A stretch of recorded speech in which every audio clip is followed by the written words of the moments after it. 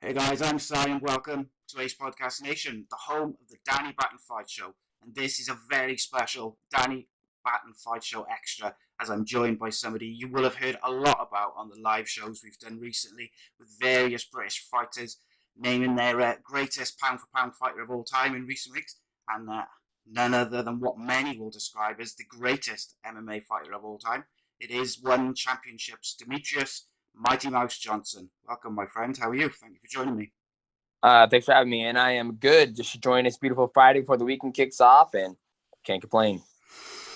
Yeah, it's been a wild few years for you, really. You were part of that swap deal, which just rocked the MMA world, really, when you left the UFC to go to One Championship with obviously Ben Askren went the other way, and I guess something which has kind of interested me and I've thought about a lot over that period is kind of how that came about, because it is so unheard of. And I really was just wondering if you'd be able to tell me a bit about that, how it came about, and because to us on the outside, it seemed really shocking, really sudden. But yeah, yeah, Well, I mean, yeah, it happened. It was something that the UFC One Championship were able to make happen, and obviously, after my last fight with Hiro Cejudo, I felt like there was something left for me to accomplish in North America, and I know I'm on my last couple of years of my fight career, so I just wanted to be able to explore different options.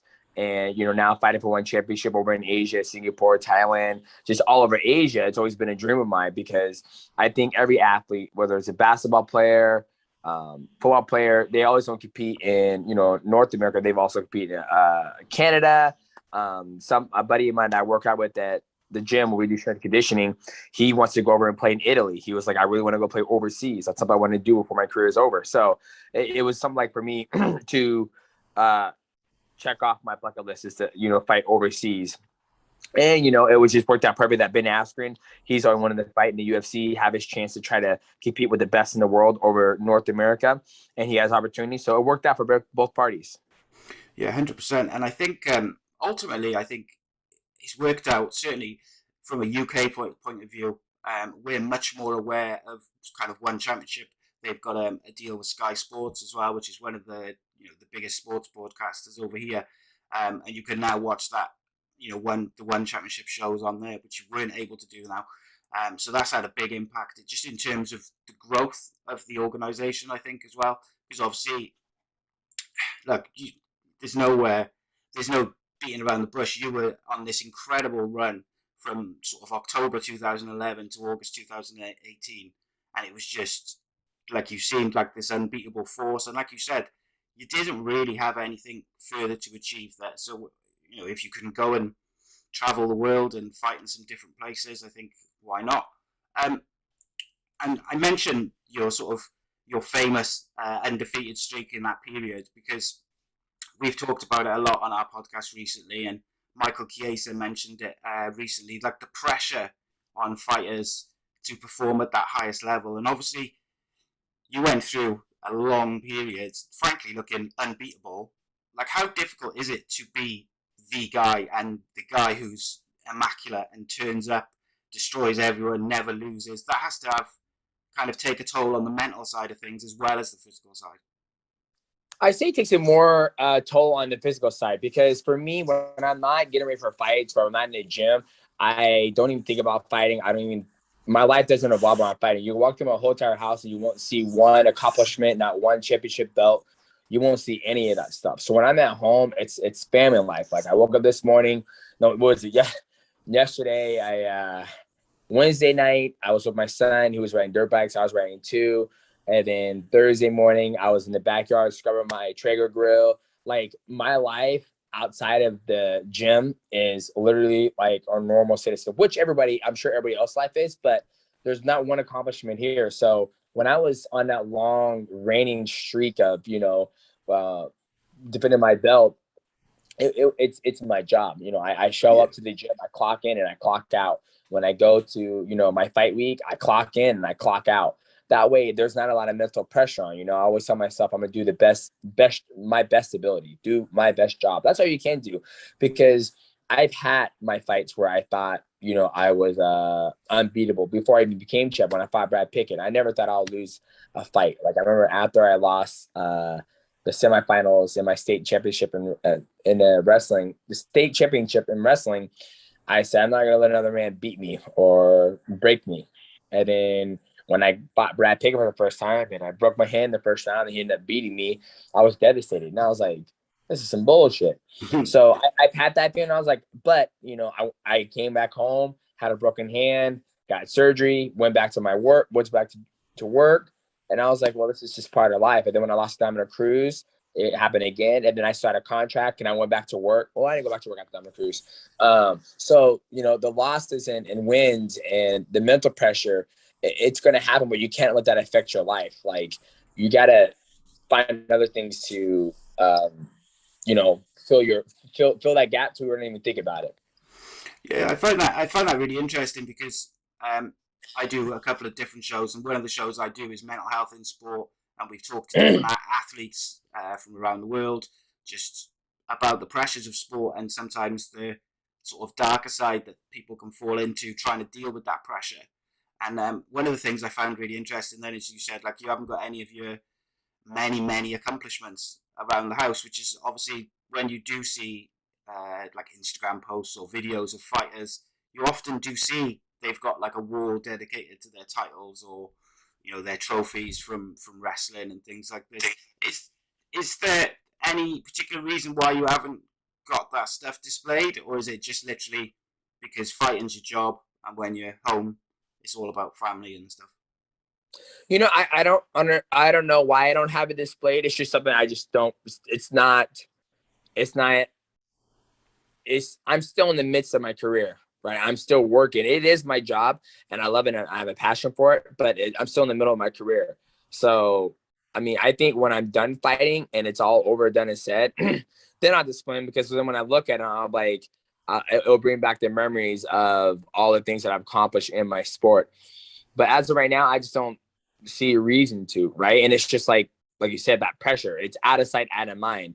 Like I get more satisfaction on like solving problems in my game of fighting, but I don't need to see my belts and all my accomplishments on the wall or whatnot. And that's just how I deal with it, like with the mental side of it. Like honestly, I don't even think about fighting until I have to get ready for a fight or when it's time for me to go to gym and train. Cool. I like that attitude. I think that's a phenomenal way to just to think about things and deal with things. And you mentioned obviously that is the way you deal with stuff, and that's how you helps you deal with the mental side of things. You came into one championship. You had a really a hot streak. You won 3 in a row. You won the flyweight Grand Prix. Obviously, you had the most recent fight for the championship, which didn't go your way, and it was also the first time that you've ever been stopped as a professional. So, like, how is that another hurdle to deal with, and do you deal with it any differently to those losses that you mentioned earlier in your career? No, I mean it's definitely. I said I told my buddy, like the only thing that's gonna be hard now is like when I go fill out. My brother was like, "Have you ever been TKO'd or knocked out?" I'm like, "Yes, I've fucking been TKO'd and knocked out." So I kind of chuck about it, but it's part of this. It's part of the sport, right? The longer you do this sport, it's bound to happen. And how many times I've competed, and all the athletes I competed in, not competed against, and it wasn't like I went out like blacked out. Like I've been hit harder. That makes sense. I've been hit harder in fights, and I've also been knocked out, like out cold from snowboarding before. So I've been like blacked out. When I wake up, I'm like, what the fuck? What happened? Right? It wasn't one of those. It was like, I remember the knee hitting, and then I remember it was numb, and I remember the follow-up shots, and then right when Olivier got on top of me, I was like, God damn it! And I was like, all right, I know what happened. Let me get up. And he goes, no, take it down. I was like, I'm fine. That's like, I've been knocked out hard. I've been knocked out hard from snowboarding, and then I've been hit harder. So it's part of the sport. Like I came home, nothing changed. Went back to cleaning and do what I usually do around the house, and life goes on, and that's the biggest I try to tell athletes, that life goes on. Things things happen, jump back on my stream, started streaming again. And now I'm sitting here healthy, chilling, having a good time, and waiting for the next one to get back to fight. Like I said, it's a job for me. Like it's my job. I show up, I fight, I win or lose, draw, whatever it may be, come home. Lifestyle has changed, mindset didn't change because I have an end goal. I have a goal where I'm trying to reach to, and then that's all that matters to me. Gotta ask you, are you good at snowboarding? It's no joke, that is. My friend, he did snowboarding and skiing for a while, and when he was only about 18 or 19, he went skiing, and he just basically did a cartwheel, but without his hands, and he broke all his neck, and he was just like frightening. It's got to say. It's funny because I don't snowboard anymore. Just because there's certain things about snowboard I didn't like, and obviously when my career became more important than me learning how to snowboard, I kind of put snowboarding it back. Yeah. And so, but now I'm starting to get into riding dirt bikes, and it's probably the hardest and most dangerous sport I've ever been around. And seeing that, it intrigues me. Like, I watch more dirt biking shit than I do mixed martial arts stuff, because for me to see an athlete manipulate the motorcycle, not manipulate, but ride and dance on the motorcycle or jump in the air and whip it, and how you pick your line and how you go through the rut and all that stuff, and how they put the lever and the clutches and the brake and feathering the motor and raising the RPMs. Like, I find that all fascinating. Like, I just get fascinated by it. But now that my oldest son is starting to do dirt biking, he went off a jump the other day, and a kid went off the jump too and landed on him. I'm like, what the fuck? The kid just landed on him, right? And so it's so dangerous. So, and there's people who've broken their neck, there's people who've died from it, but I'm just so intrigued by it and like just in awe about it, because for me, it's just like, it reminds me when I started doing mixed martial arts, is that there's so many details in mixed martial arts that when it comes to space, timing, weight distribution, are you overextending? Is this person off balance? Like, it's all those things that I find in dirt biking that find me fascinating, that makes me want to learn how to ride a dirt bike and master it. Like, that's sorry, I went on a tangent there, but that's why I think it keeps you mentally healthy and mentally sane away from, fighting. Because if I sit here, I'm like, oh man, why did this happen? Why did this happen? Why did this happen?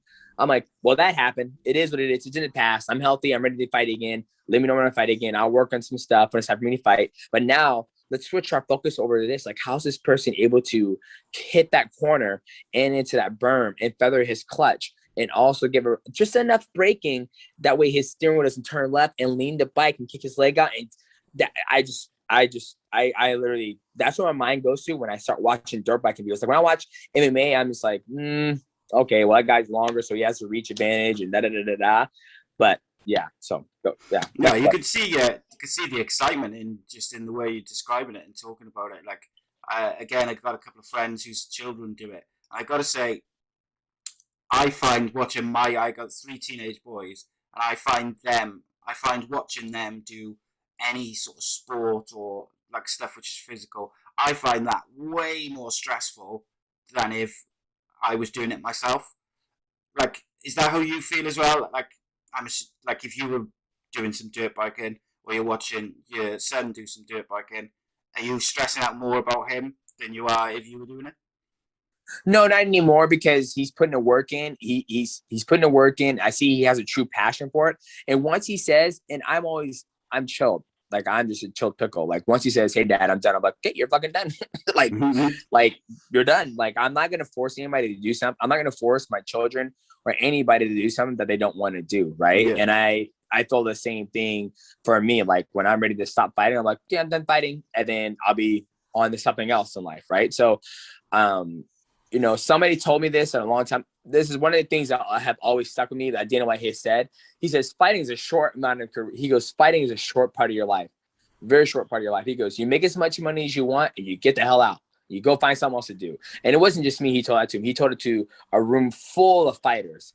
And that's always stuck with me. Like, throughout my entire life, there's been things that people say to me that really resonate with me and I hang on to. And that's something too, not just with fighting, but just with, anything you do in life, whether it's, gamers. I mean, I'll be game until like probably 95 years old. But for, dirt biking, it could be a very short part of time at his career as him trying to become a professional, if that's something he wants to do. Of course, yeah, 100%.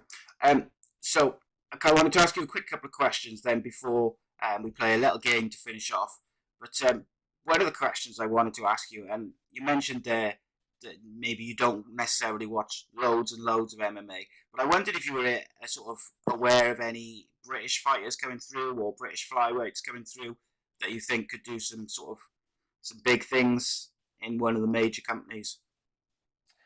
To be honest with you, I'm not. Like I said, you just answer that question yourself. I don't watch much mixed martial arts whatsoever. And I really didn't watch I think the point in time when I watched a lot of mixed martial arts was when I was working full time, watching WEC, UFC, a little Pride here and there. But I literally do not pay attention to the landscape. But on that note, I think there's anybody in the world, if they're given the right opportunity and the right training camp and the right mindset and the right coaching, can make a splash in any organization in the world. Like, it doesn't take, like, fighting's fighting. Anything can happen in a fight, right? It's fighting. Interesting. There's a guy called Jake Haley who's just signed up for the most recent Contenders series. He's undefeated, and he's been Cage Warriors champion and EFC champion in South Africa, and he looks really special. So it's going to be really interesting to see how he develops. Now he's sort of made that step across to America and stuff. But yeah, that's cool. Another conversation which came up recently on our podcast was the MMA at the Olympics. Obviously, we've seen many martial arts and combat sports at the Olympics recently. Firstly, do you see that ever happening, and what kind of amendments do you think would need to be made for it to be allowed to happen? And also, do you want it to happen? Honestly, I don't know if, it hasn't really piqued my interest to have mixed martial arts in the Olympics. It's just like, when you ask me that question, I'm digesting it now, and this is what's coming out of me. Do I think MMA needs to be in the Olympics? For me, I don't really know. I think you have boxing, you have judo, you have wrestling. You pretty much have every karate, every art form in there. So I feel like if you throw mixed martial arts in there, I think everybody's going to be a little confused, right? Because even though mixed martial arts is still in its infancy stage, it's been around for a very, very long time, I think a lot of people will get confused. I think I'd rather see Muay Thai in the Olympics, but Muay Thai is so brutal. Mixed martial arts is so brutal, right? I mean, it's mixed martial arts, I feel, is the combination of all the art forms coming together and see who's the best and what art form is going to beat that art form or whatever. And now, like, you're just I feel like MMA is just too just, it's more like, there's stuff in MMA that you can use that you just wouldn't. I don't know. Like, when I think of MMA, it's like, I'm going to destroy this person. Like, I'm going to go in there. If he's pushing on my face, I'm going to put my hand around his throat and push his throat up and I don't know. I'm just, I mean, yeah. When people say mixed martial arts in the Olympics, I'm like, okay, if you want an Olympics, it could be an Olympics. Do I need to be in the Olympics? I don't care if it is or not. Cool. And also, I wanted to ask, what was the biggest adaptation you had to make when you moved from the UFC to One Championship? Was there anything in particular which was difficult to deal with, or was it a pretty smooth transition? I mean, it was a smooth transition. I think as an athlete standpoint, it's just the travel. The travel is long. Like, we're about to go over there. My buddy's about to go over there, make his pro debut. This would be his pro debut in a big organization. The travel is a big thing. And now traveling during COVID, when we get over there, we're locked up.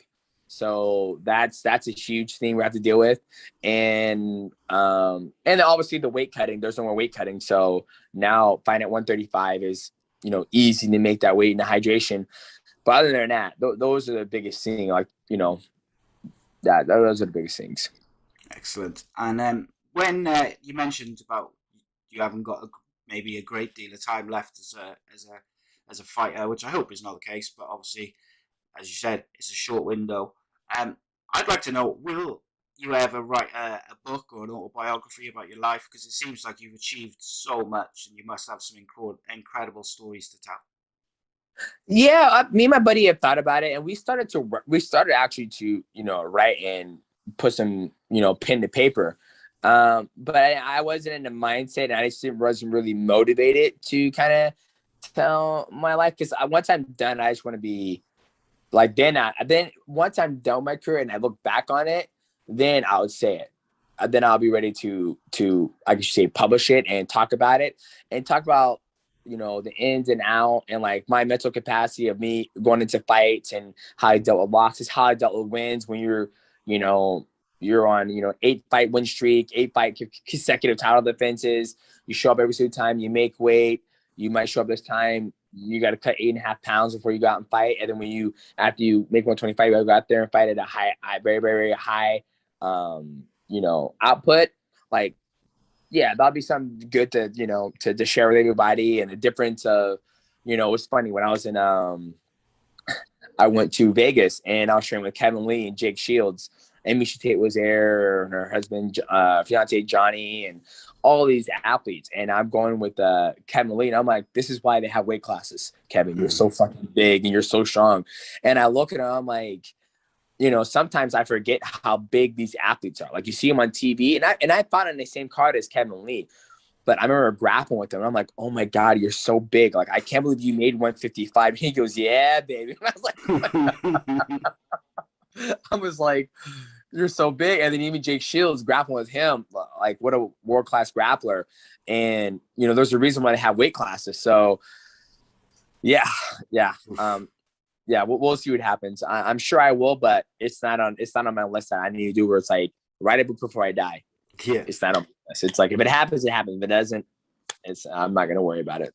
that's cool. Okay, lastly, what I do some in with my guests each week is called the one word game. Basically, I just give you 8 names from the world of combat sports, and you just say the first thing which comes to mind. Is that cool? Okay. Yep. Okay. Number 1, John Dodson. The magician, but he's the person who has hit me the hardest in my career. Okay, cool. Joe Rogan. The best. He's the best commentator. I love his output. I love his honesty, and I love how real he is.